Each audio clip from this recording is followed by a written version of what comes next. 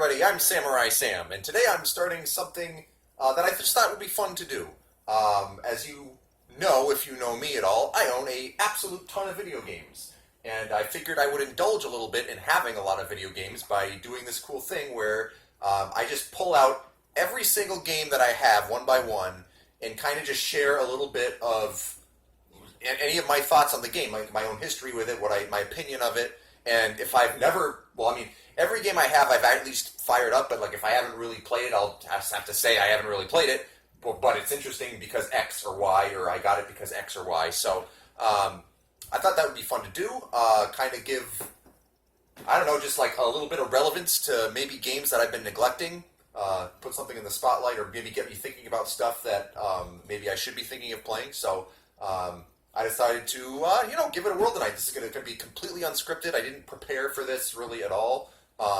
It's just off the cuff, just my own random thoughts on these games. And I'm going to be starting with, this video is going to be the oldest system I have, the Atari 2600. Now, to start, I guess I'll say a little bit about my own history with Atari. Obviously, I'm too young to have been around for the heyday of the Atari 2600, much too young.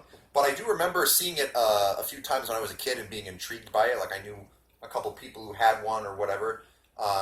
And then in the year 2006, when I was 16 years old, my mother found an Atari system with accessories and over 30 games, the entire thing for $5. And I was pretty excited because that's good value. I mean, there's no other way of cutting it. And the system worked great. Everything worked great. In fact, the games most of them had their manuals, which was really cool.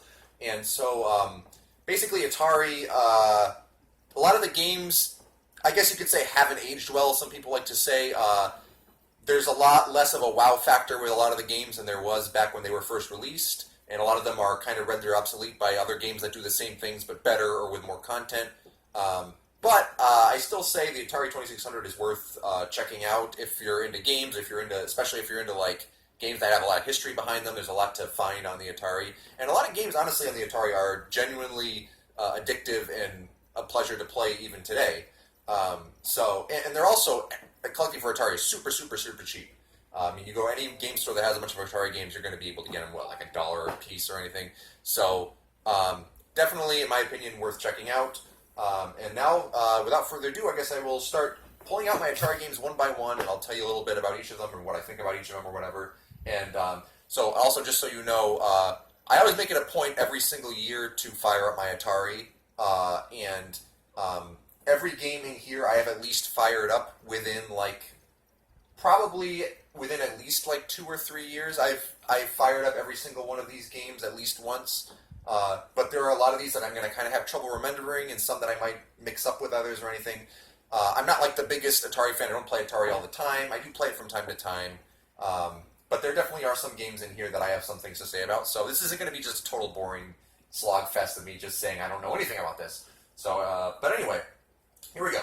So the very first game in this series that I may or may not continue and keep doing forever, is Adventure. Actually, a very significant game. This is kind of a ancestor to The Legend of Zelda.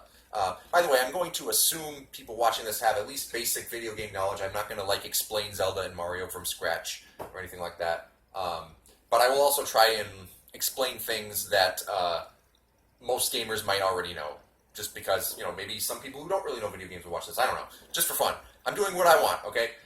So Adventure for Atari 2600 is a top-down adventure game where you go through this dungeon and you have to... There's this big dragon and you have to the dragon, if I remember right, is harassing you. It'll show up at random times, and it can be really difficult to defeat it depending on your circumstances. And I think you have to find 1 or maybe 3 treasures or something in order to beat the game. I don't know. This is actually, I think, one of the first games ever that you can actually beat, because when video games were brand new, there was no such thing as beating games. It's just you played until you died and you had the high score. But Adventure was a pioneer. I've tried playing it a little bit, and it doesn't really seem to grab me that much. I'm not sure if I'll ever bother to actually beat it, unless I have some added motivation. We'll see. But that is Adventure. Next game is Amadar. I actually, this is the game that I had inserted into my Atari system when it was out, generally, and because it was not in like a protected case, the sticker on the cartridge kind of lost its adhesiveness, so I had to place my own piece of Scotch tape on there. But anyway, Amidar is basically a Pac-Man clone. Not exactly a clone, but that type of game. It's a maze game where you have enemies that are chasing you around in the maze, and your goal is to cover every bit of the maze. And that's kind of all there is to say about it. It's not as good as Pac-Man. Then again, what is? But it's all right. Like, it's enjoyable. Nothing like really awful about it. That's kind of all I have to say about that, I guess. Then we have another very notable game. We've got Asteroids, which was an arcade smash hit. And in my opinion, the arcade version of Asteroids is literally, hands down, my favorite video game made in the 1970s. Absolutely. I absolutely love arcade Asteroids a lot. Now, this version I definitely don't like as much as the arcade. Of course, there's going to be a downgrade when you port a game to Atari. There's kind of no getting around that. But the physics of the game are not the same as the arcade. Like, the asteroids do not break apart the same way when you shoot them. I guess I should probably explain about asteroids. So basically, you control a ship, and there's a bunch of meteors, asteroids floating around, and your goal is to destroy all of them to advance to the next stage. Sometimes a flying saucer will come out and try and shoot at you or whatever. But one thing that's unique about it is that you don't move your ship freely. You actually have to like control it as if it's actually in real life space. It's like it has space physics, so you have to actually use like thrusters and stuff. And I really, really like arcade asteroids. This version, it's not awful, but definitely don't like it as much. I don't think it's as good. But I'm sure a lot of Atari fans back in the day were just happy to have a version of Asteroids to play at home. Now we've got Berserk, which is another game that was quite popular back in the day. Basically, Berserk, I guess you would compare it to Smash TV. Basically, it's like a top-down game where you like roam around and shoot bad guys. Although, unlike Smash TV, you can freely roam from room to room. And Berserk is, it's all right. I don't think you can beat Berserk. I think you just run around and shoot guys until they kill you eventually. It's never really like grabbed me that much, but it's one of those games you kind of had to be there to really properly appreciate Berserk. So yeah, like this is one that I'll play once a year, once every couple years or so, and check it out. Maybe one of these years I'll get really into it. We'll see. You've got Canyon Bomber, which I believe you bomb canyons in this game. Obviously. I'm trying to remember because like there are a few like piloting games that are kind of similar that I might mix up in my head, but I remember not being super impressed with this one. Yeah, like you bomb canyons, and I don't really remember what else to say about that. Yeah, sorry, there's going to be some that I'm not going to be able to explain very well. That's kind of just how it goes. Centipede, man, so many like really iconic games here. Centipede is a very popular arcade game from back in the day, and basically there's this centipede that's like descending from above. There's a bunch of obstacles that will affect the path of the centipede, and basically you control this thing at the bottom that shoots. You can move around somewhat freely and shoot, and you want to shoot the centipede in its entirety before it gets to you. And it's all right. It's never been one of my favorite arcade games, but it's all right. In this version, I want to say this version's all right, but I don't really remember. I haven't played this version a whole lot. So, Centipede, very famous game. This one, the end label tore off, but it's actually Circus Atari, which is a game I actually got this not that long ago. I want to say a couple years ago. Game I've heard good things about. Can't really describe it to you that well. I think it's like there's a few different circus acts you can do. Try and score as many points as you can or something.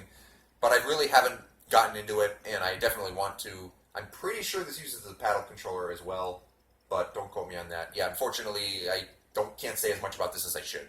I've heard this game is good. Now, we've got Combat, it has the distinction of being the oldest game that I own. This game came out in 1977.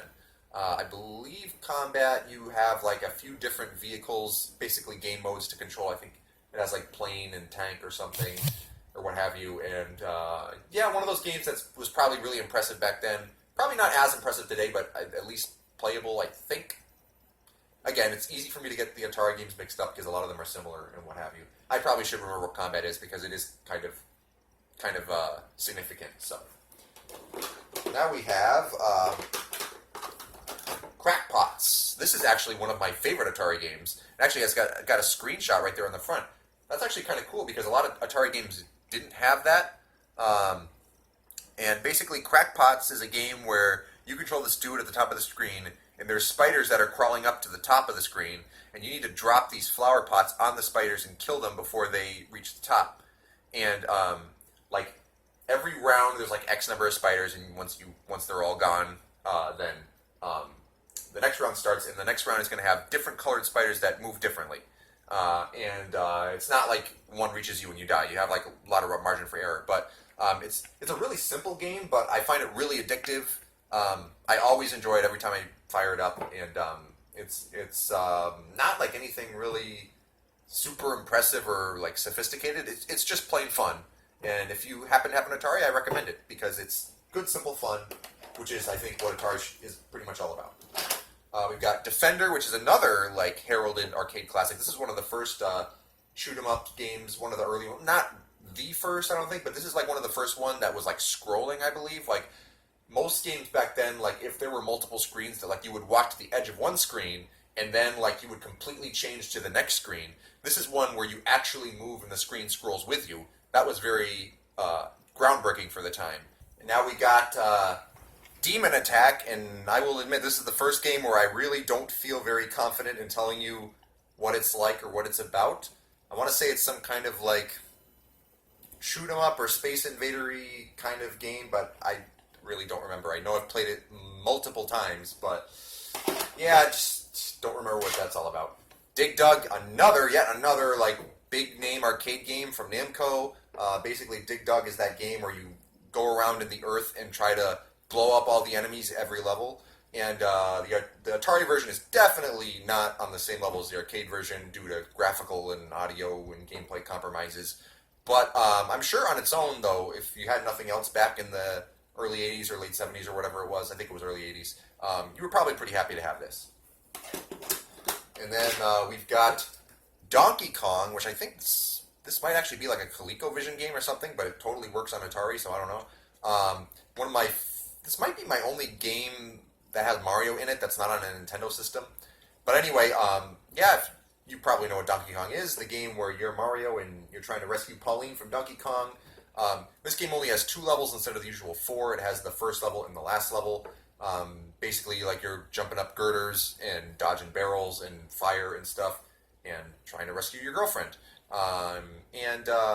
It's not bad, but there's not really any reason to play this anymore other than just the curiosity of it. Now a game that's famous for the wrong reasons, we've got E.T., the biggest scapegoat for the video game crash of 1983, heralded as one of the worst games ever. It's not as bad as its reputation would lead you to think, but it's not like great either, so it's not like a great game that everybody just hated for no reason. I've never really tried to play this game, but I just know that it's not what people wanted, and really you can't blame them because they were given a very tight schedule to develop the game. It was just very unfortunate, that whole episode. Go read about it if the thought of the video game industry just crashing interests you and you don't know about it. Video game crash in 1983, some interesting stuff. We've got, after that, actually now I'm going to open up this next case of Atari games that I have on my lap. There are many more games in here. Again, more iconic games. We've got Frogger, which is very fun arcade game, still fun to play on Atari today.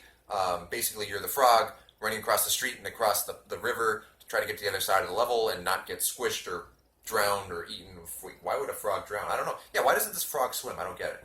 But, yeah, fun game, addictive game.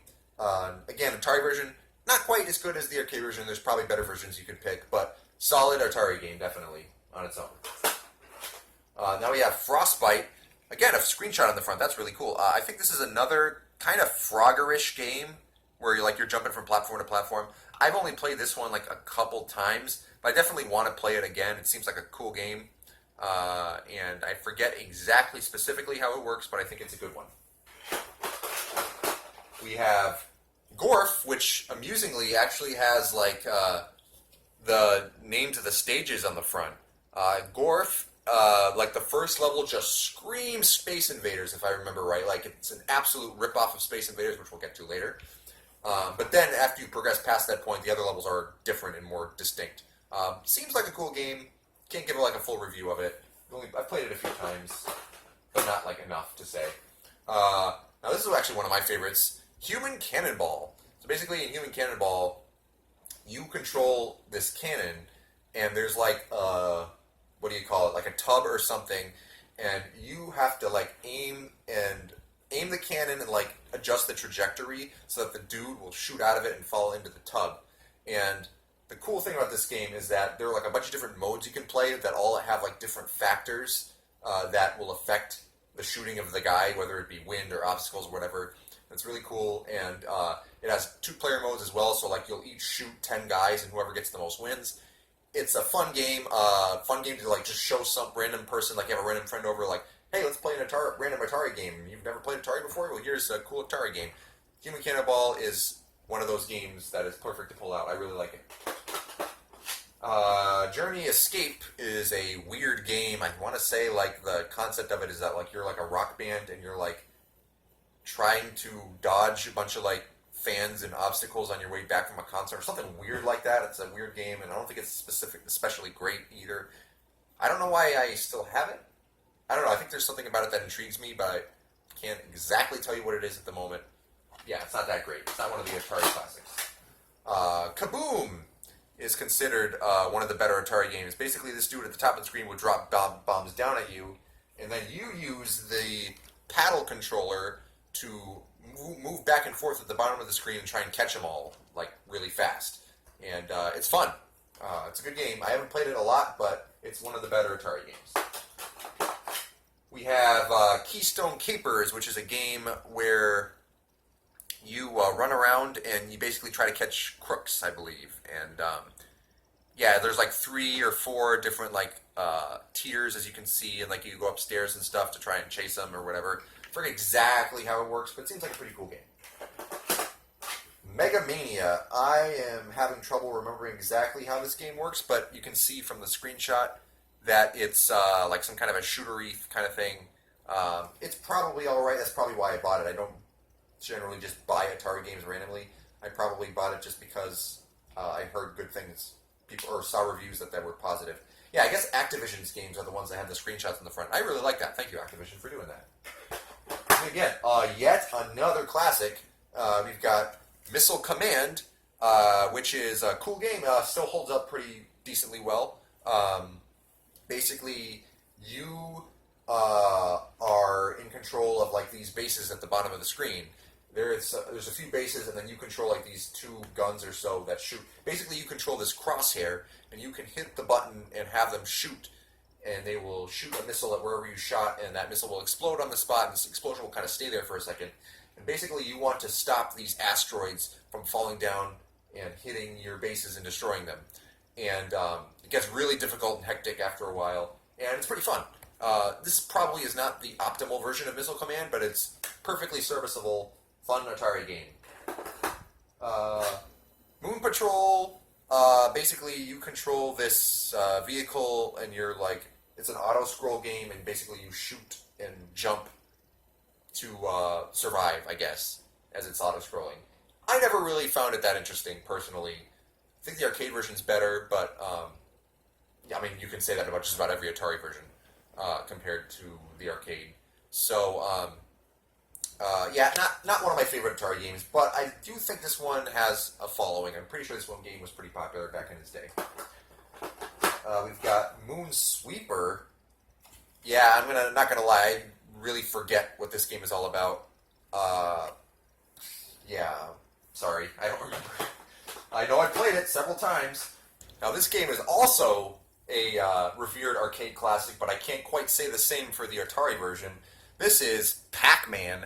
So if you know anything about Pac-Man for the Atari 2600, you'll know that it was another big culprit of the video game crash of 1983. Basically, when Pac-Man came out, it was super impressive, but the Atari version really couldn't live up to that, and people were really disappointed with how this one turned out compared to the arcade. And they produced way too many copies of it, and everybody hated it. So, yeah, that really sucked for them. But anyway, honestly, I think Pac-Man for the Atari gets a little bit of a bad rap. Like on its own, like if you had never known about the arcade version, I think people would actually consider this pretty decent. Um, so yeah, I don't really think it's like a complete train wreck like its reputation would have you believe. But kind of like ET, honestly. Like both of those games, I don't think are really that horrible. But people were disappointed in them back in the day. Um, I wouldn't recommend you buy Pac-Man for the Atari 2600, but you know, I like to have it just as a collection piece, and it's honestly not that bad. Um, Now we have Phoenix, which I got this not that long ago, like a couple years or so, because I heard positive things about, or like saw positive reviews for it or whatever, and it was cheap. And honestly, I can't tell you anything about it. I feel bad. Uh, Another very, very popular, well-known game. We've got Pitfall, which was one of the first ever platformers. And it's got the iconic scream as you're swinging across the vine. He goes, and yeah, like basically you go from screen to screen, and you can either like go above, like across the ponds, or below, like where there's danger. I think generally you want to be up high. I've never really been too enthralled by Pitfall myself, but it's kind of cool to see such a what was a technological marvel back in the day. Now we have a game that's even more impressive, but much less talked about, which is Pitfall 2: Lost Caverns. This actually came out in 1983, so probably this game didn't get a lot of attention because the video game market was crashing. But this is actually a pretty darn impressive game. Like I think this is the only Atari game I have that has background music, and I definitely want to spend some time with this one and see how it really holds up today. We have Pressure Cooker, which is a cool game. Definitely one of my preferred Atari games. Basically, you have to like prepare these dishes for these people, depending on like what they want, and, like combine them in different ways and stuff. And I tend to forget exactly how it works until I actually fire it up and I'm like, oh yeah, this is what you do. But I definitely know it's a fun game. I recommend it if you are getting Atari games. Q*bert, I'm going to say it again. Very famous, popular, well-known, fun arcade game. And basically you move diagonally and try to cover every step on the field and dodge enemies, and it gets really hard. And this version, again, much worse than the arcade, but still pretty decent on its own. River Raid. Again, I'm really liking these Activision screenshots. I actually forgot that this was even a thing. River Raid, a game that I haven't played a lot. Again, I got this because I read positive reviews. I think it's kind of a shoot-'em-up-y sort of thing, but maybe there's more to it than that. I forget, but I've heard it's good. Robot Tank. This is a first-person tank control game. I guess you move around and try to shoot other tanks and get your high score, or I think that's pretty much what the gist of it is. And honestly, not too exciting as far as I'm concerned. I'm not really too into these kind of games that much. I'm not sure why I still have it. Maybe, I don't know. Maybe I should sell it. I don't know. Now, one of the big boys, we've got Space Invaders, which was one of the huge successes of the 70s, and big for Atari to have this game on their system. Pioneer in the video game industry, basically had this cloud of aliens descending down on you slowly with the iconic sound of doop, doop, doop, doop. And you are the ship down below with some cover, and you want to shoot them all down before they get to the bottom and kill you. And the enemies will get faster the more of them you kill, so it gets harder and harder. Honestly, I've never been the biggest Space Invaders enthusiast myself as far as just actually playing the game is concerned. But it's certainly you could do a lot worse. Certainly you could do a lot worse than Space Invaders. And there are some reimaginings of this game that are a lot of fun, if I may say it that way. I also have another variant of Space Invaders. This is like the Sears release or something like that. Very bland label, but the same game, I believe. Spider Fighter. This game, I think you shoot spiders, and I'm forgetting exactly how it works, but yeah, spiders are there and you fight them. That's Spider Fighter.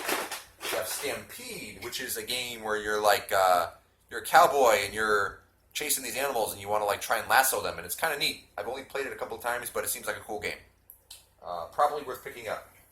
Again, all Atari games are cheap, so if it's good, why not?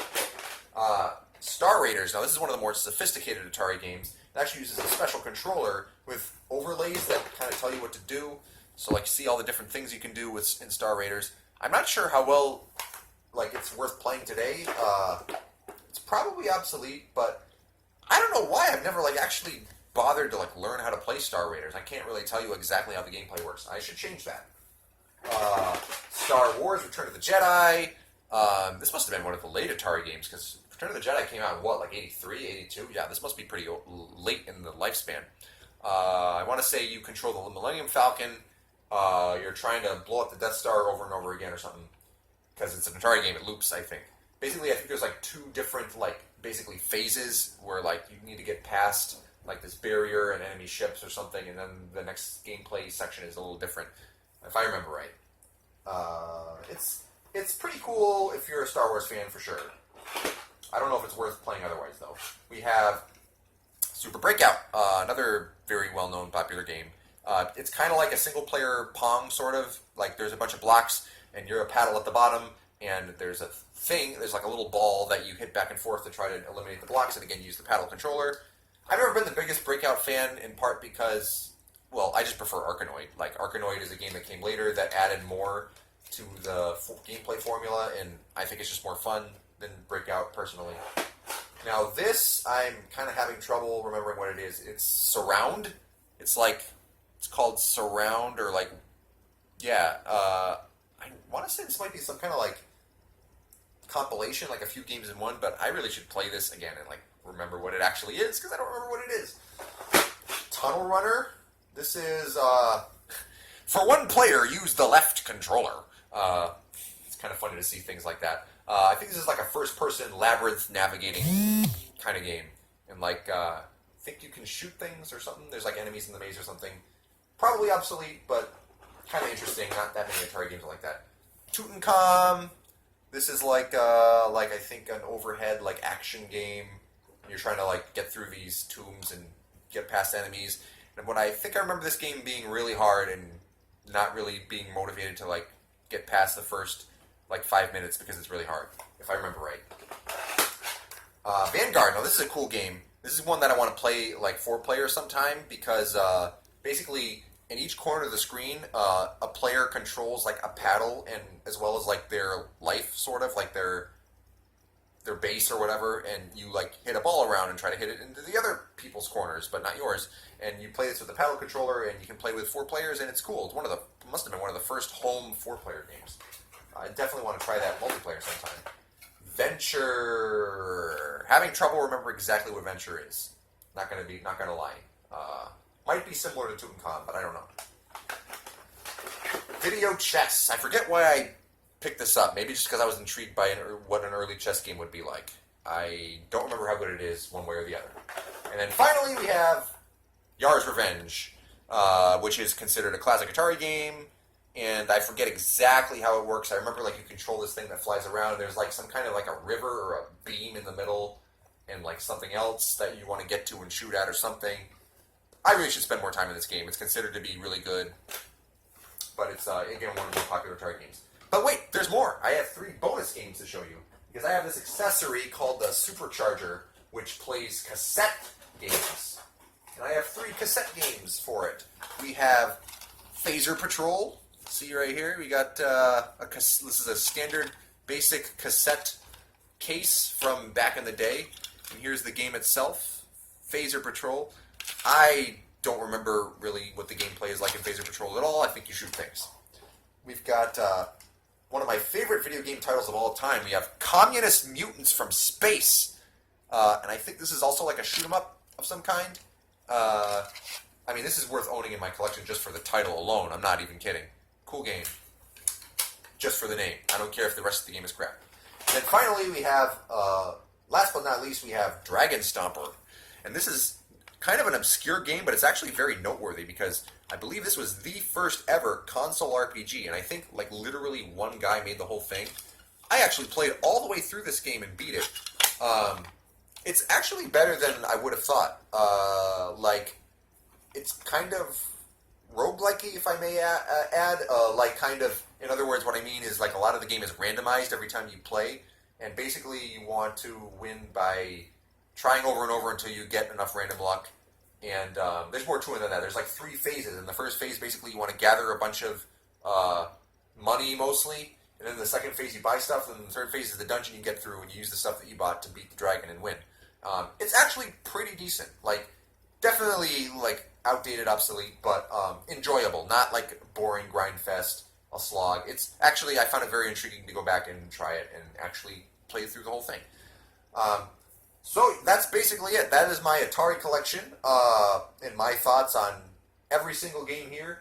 I didn't realize just how often I would be saying, hey, this is a classic. This is a game that's like very famous. But yeah, Atari has a lot of really, really notable games, ports of really famous arcade games, a lot of notable stuff on Atari. And if that kind of stuff interests you, I definitely recommend picking up the Atari because it's cheap. You can see a lot of gaming history on Atari. Some of the games are genuinely fun and addictive, and I am glad to have it in my collection. So yeah, this about wraps up the first video in this new series I'm doing. Theoretically, if I want to do this again, I will be doing NES next, and I will probably divide it through by probably a Famicom episode, then like a loose cartridge episode, then a complete box episode, and that'll be coming up whenever I have spare time and I feel like making it. So I hope you enjoyed, if anybody's watching, this first in my series of going through my collection and introducing every single one of my games to you. This is the Atari rendition to start things off. Thank you for joining me. Have a great day. This is Samurai Sam signing off.